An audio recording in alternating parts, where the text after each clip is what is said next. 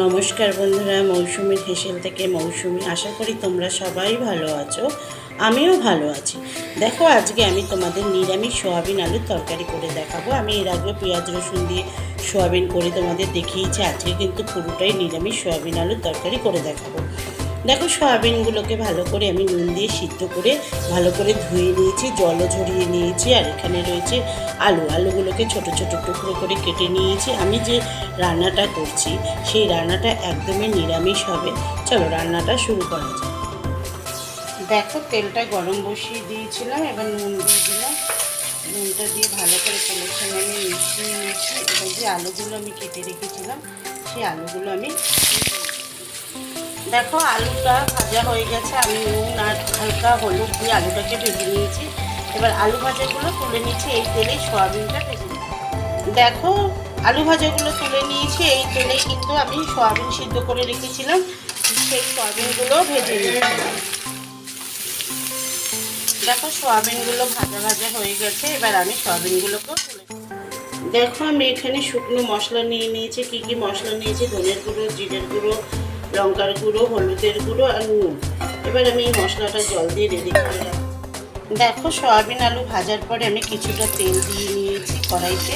তেলটাও কিন্তু গরম হয়ে গেছে। এবার আমি কাঁচা লঙ্কা আর তেজপাতা, দেখো কাঁচা লঙ্কাটা ভাজা ভাজা হয়ে গেছে, তেজপাতাটাও হয়ে গেছে। এবার যে মশলাটা রেডি করে রেখেছিলাম সেই আদা, যেহেতু নিরামিষ পেঁয়াজ রসুন ব্যবহার করছি না, দেখো আদা পেস্টটাও আমি দিয়ে দিলাম। দিয়ে ভালো করে মশলাগুলো আমি ভেজে নিই। দেখো, আমি অল্প পরিমাণ চিনি দিতে ভুলে গেছিলাম, চিনিটাও দিয়ে দিলাম। দিয়ে ভালো করে মিশিয়ে নিয়েছি। তোমরা যদি ইউটিউবে থেকে দেখো তাহলে অবশ্যই সাবস্ক্রাইব করতে ভুলবে না, শেয়ার করতে ভুলবে না, লাইক করতে ভুলবে না, কমেন্টস করতে ভুলবে না। ফেসবুক পেজ থেকে যদি তোমরা দেখো, পেজটাকে অবশ্যই ফলো করবে, কমেন্টস করবে, শেয়ার করবে। দেখো, মশলাগুলো একদম ভাজা ভাজা হয়ে গেছে। দেখো, মশলাগুলো ভাজা ভাজা হয়ে গেছে। এবার যে সয়াবিন আর আলু ভেজে রেখেছিলাম সেই সয়াবিন আলু ভাজাটা আমি দিয়ে দিলাম। দিয়ে ভালো করে আমি মিশিয়ে নিচ্ছি। আমি কিন্তু আজকে কাঁচা লঙ্কা আর তেজপাতা ফোড়ন দিয়ে একদম নিরামিষ সয়াবিন আলুর তরকারি তোমাদের করে দেখালাম। দেখো, ভালোভাবে মশলাগুলো মিশিয়ে নিয়েছি। দেখো, মশলাগুলোর সঙ্গে সয়াবিন একটা ভাজা ভাজা হয়ে গেছে।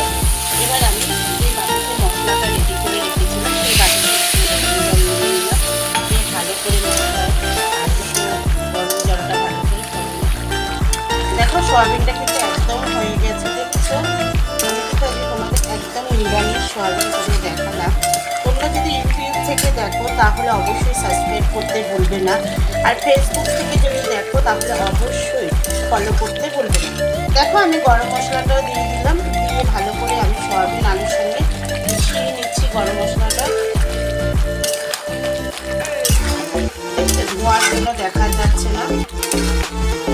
গরম মশলাটা মিশিয়ে নিলাম। এবার গ্যাসটা অফ করে দিলাম, ঠান্ডা হলে পরিবেশন করে। তো আমি পরিবেশন করে নিয়েছি একদম নিরামিষ সোয়াবিন আলুর তরকারি। আমি যেভাবে করলাম তোমরাও এইভাবে করো।